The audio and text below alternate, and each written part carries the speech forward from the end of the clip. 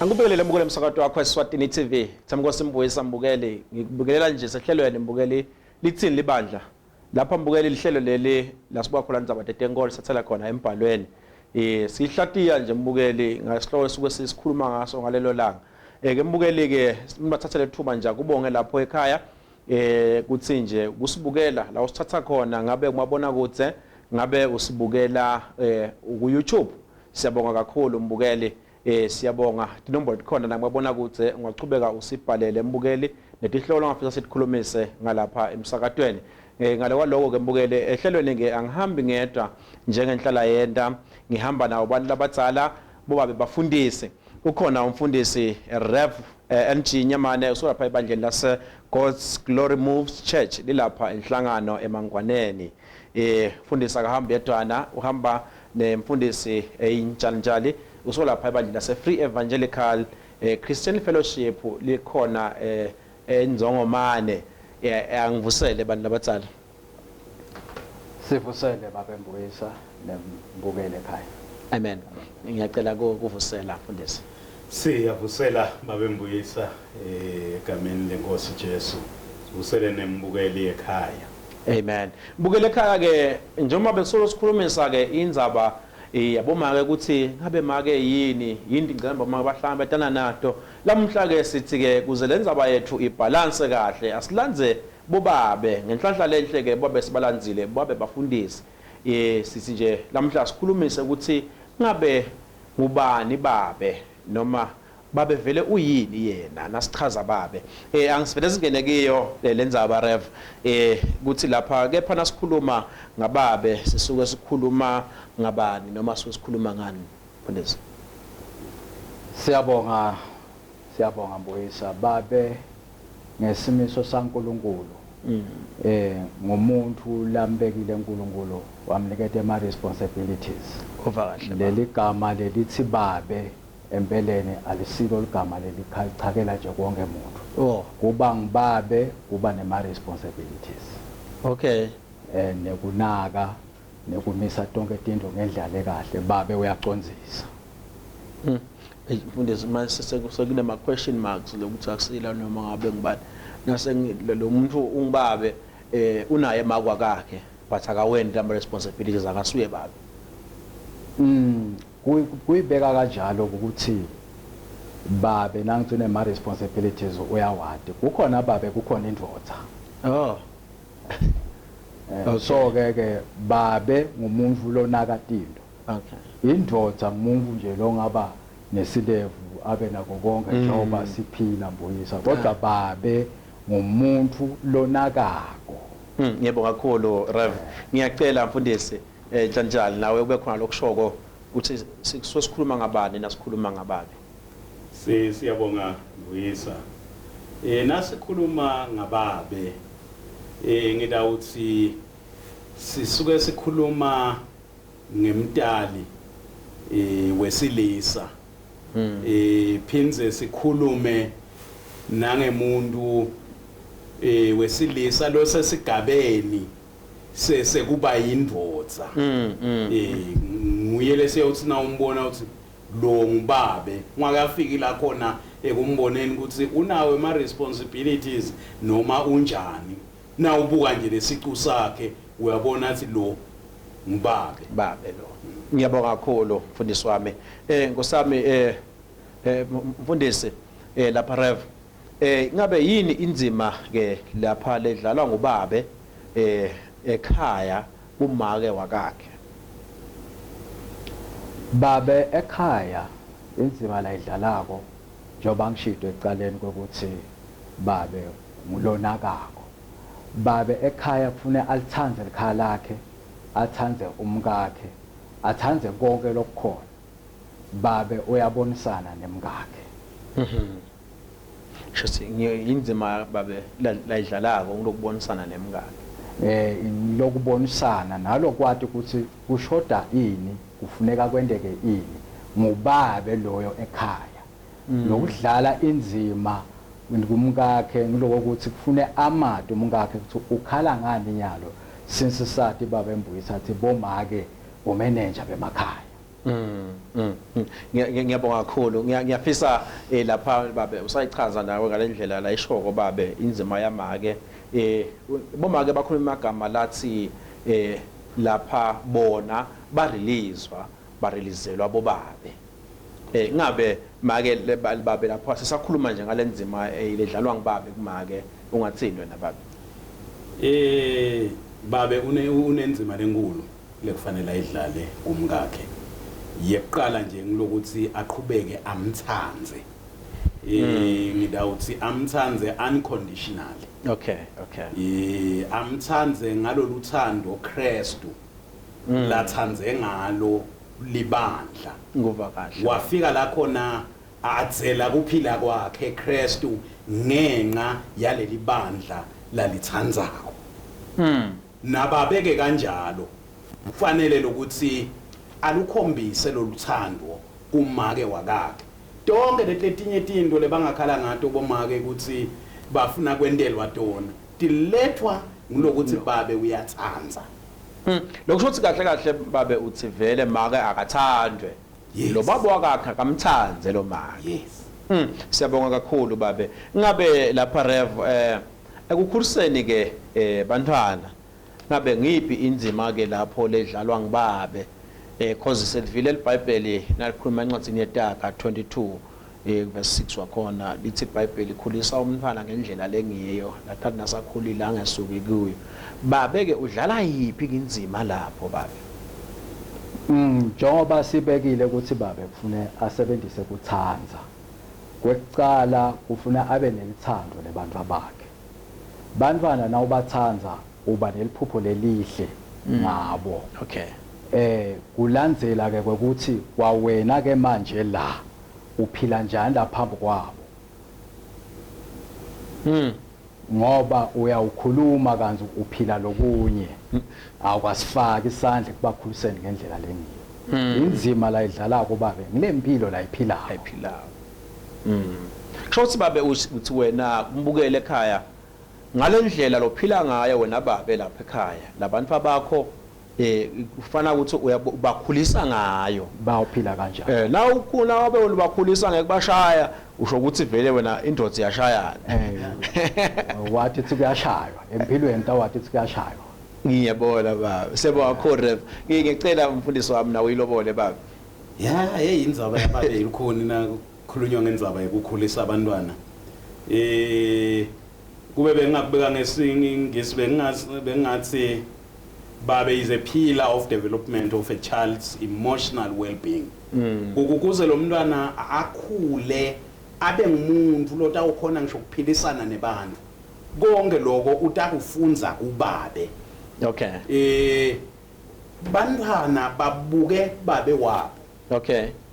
ngangobe nakungathiwa babu wabo unatha lamandi lamponjwana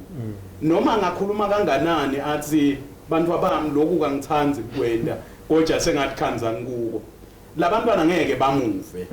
ngoba bakopa uyise bona bacabanga ukuthi amanzi kamponjwana into lefune ithathwe ngibabe bona babona nje sinakathi baba bangayi uyabancisha so babe umthishela wekuqala wemntwanakhe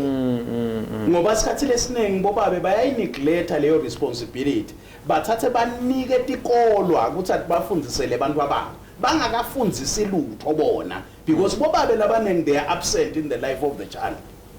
so yibo ke lokwenta ukuthi siphile ku society lenje eish lapha na uthi babe bayise umntwana esikolweni shothi umntwana ufika esikolweni ufunza lenye impilo nabathi ufika ekhaya ukhanza kunalenye impilo ukhanza lo mntwana saphila impilo lehlukene kabili siyabonga kakhulu revo lapha iBhayibheli nalithi ke babe uyinhloko ekhaya lisho ukuthini babe lisuke lichaza ukuthini nalibeka kanjalo iBhayibheli babe Mbuyisa lisho ukuthi inhloko ngumholi okay ngikona isina sicala lenzaba sathi babe unema responsibilities okay awufiki enzaweni ungathi uthi uyowendani ngoma ufike empilweni ungathi ufuna uphile njani okay babe ungumholi ekhaya njengoba asho umfundisi ukuthi lo lokuphilwa ngilomvana lo lokuphilwa ngilobaba Ngoba naka inhloko make nebantwana babuka babe lokuthi ithini inhloko lo lokucelwa ngumakhelwane angeka kukhiphe make angakaqinthulisi kubaba. Okay. Nakuthiwa inhloko ipermission ngoma kushaya stamp kubabe. Ngiyabonga kakhulu ngiyacela babe nawe oyilobole lendzaba yenhloko. Siyabonga Mbuyisa. Leli Bible likubeka kahle ukuthi babe uyinhloko. Ngicela lokuthi sikuconze lokuthi nasithi babe uyinhloko. Asisho ukuthi babe ungqono kunabani. Kepha position leyo la inikwe uNkulunkulu njengoba sithi inhloko yelibandla kunguKristu inhloko yaKristu kunguNkulunkulu so lapha ke babe ubekwe kuthi abe inhloko atonakekela nangu umndeni wakhe atoniketa iguidance njengababe. Okay. Yes. Siyabonga kakhulu Revo. Ngosami mbabukele ekhaya ngiyakholwa ukuthi niyativela kubantu abadala bachaza nje babe nerole yababe ukuthi kufune konke lokho la kwendako adi lokuthi bantwana bayakopisha lokho bathi indlela yafuna siphile ngayo la khaya. Siyabuya ke mbone sachika khona idolo.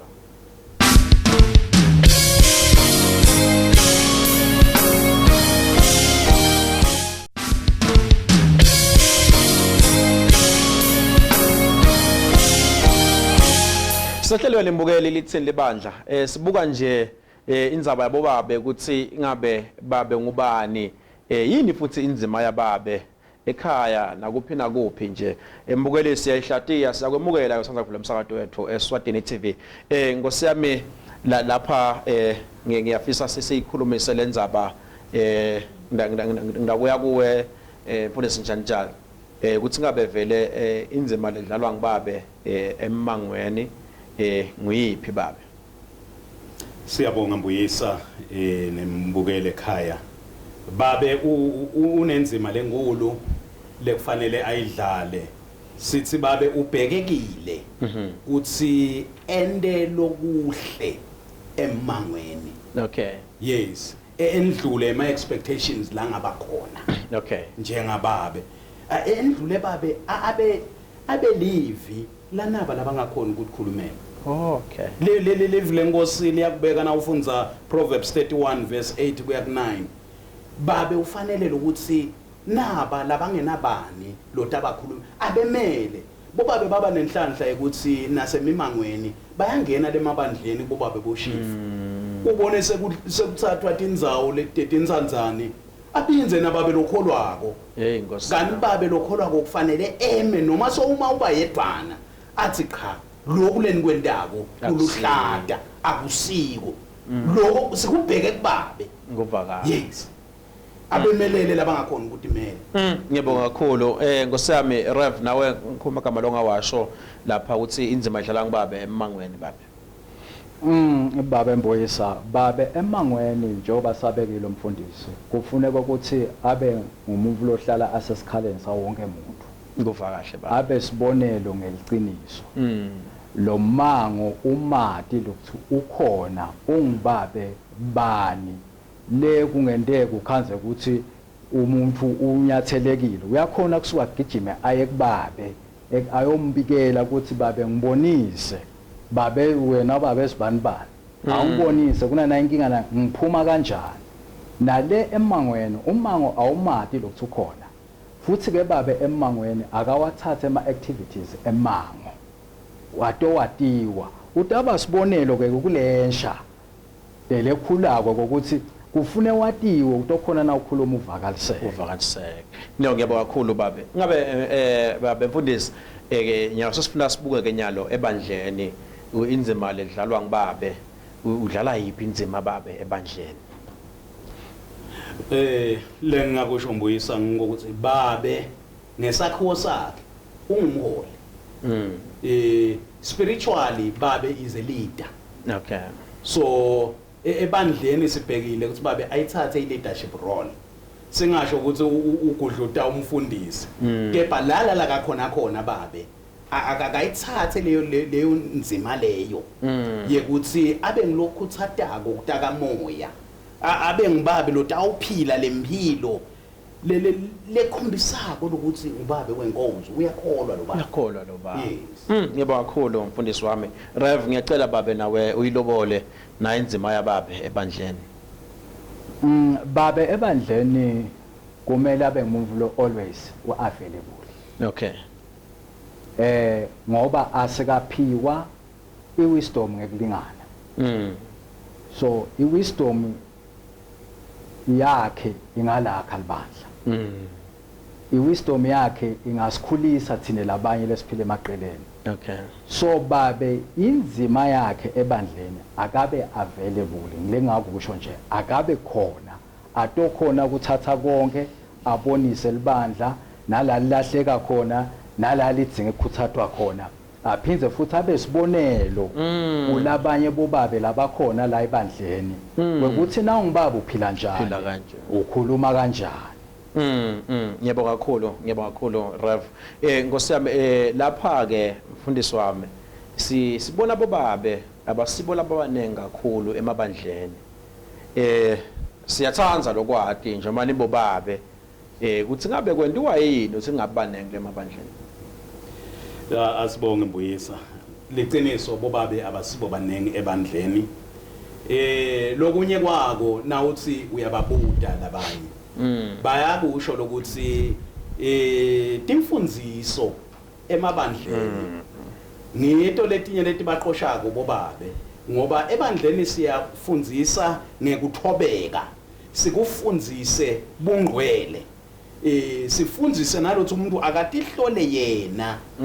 manje bobabe labanengi lokho bakubona ngathi it's a sign of weakness ungathi sengiweak nje mina sekufuna umuntu akhulume kuthanza kwakhe enganyelanga ngibinze thule nje ngimbuke kanti uvela omunye nalosebandleni athi kube ngiloko akusengimi ngathi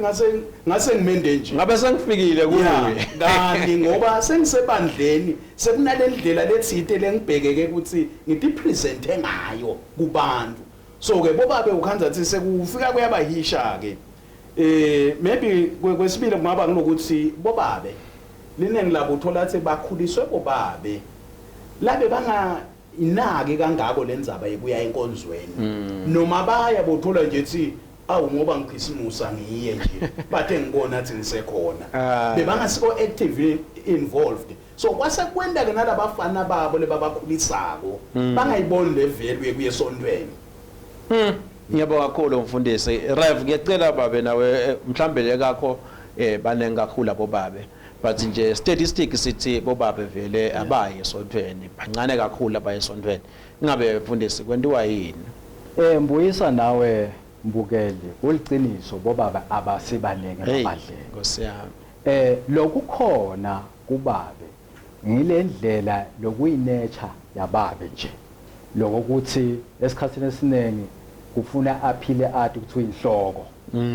so ke nakata utshelwa ngilomunye kuthi akaphile kanjani udibonela yena ungazi uthi angisanawe emandla sengidawutshelwa ngumfundisi sengidawutshelwa ngumdikoni ngoma ngibandwa so ever lokhona andike lokunye lokungazi uthi kuyababanga bobabe lokuthi bangabe banengi esontweni bobabe bahlala bane titsingeko tabo letinengi lokunye ukhanza ukuthi akukapheli ngemgcibelo akukapheli ngesonto so uthi hayi angihambe ngikucethise ngelisonto ekseni babe nakugcumkela inkomo yakhe seleni ngelisonto hayi uyayikhohla inkonzo ukhohla konke ukuthatha intsambo uyokhipha inkomo yakhe ngilokunye lokukhona babe lo ndlela la ngiyona njengoba le responsible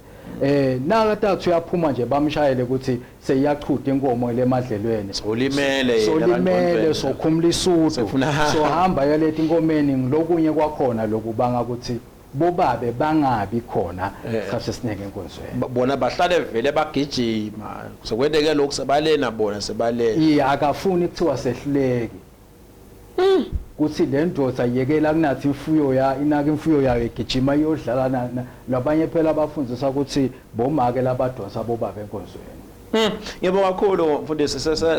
sesigcina mfundisi sivalelisa iBhayibheli lithi bobabe abaphakamise tandla letingcwele ingabe ungathini lapho mfundisi